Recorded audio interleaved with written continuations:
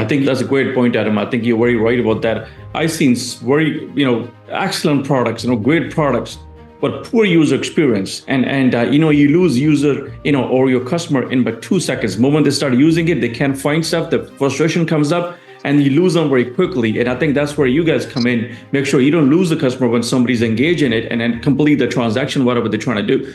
But I've seen so many software development products, whether it's software, whether it's a web apps, great products. They can do wonders, but it's just a poor user experience, and people get frustrated with that. Mm-hmm. Yeah. So that's a very interesting point, because over the last 10, 15 years, we've sort of adopted this concept of MVP.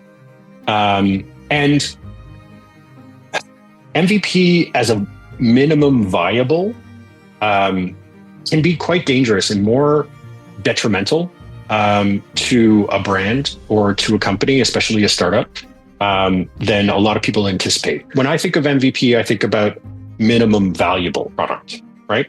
Okay. But when you say viable, when you swap that V, viable just means isn't dead, right? Like at the end of the day, it's not dead.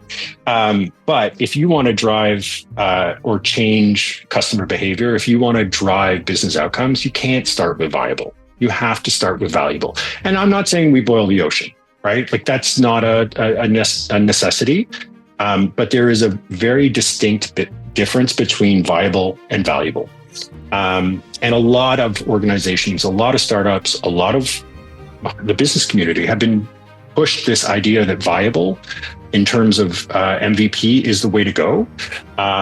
Obviously, less investment, reasonable returns, but in terms of the impact on brand, in terms of the impact on perception, in terms of the impact on want and desire, we're leaving a lot on the table.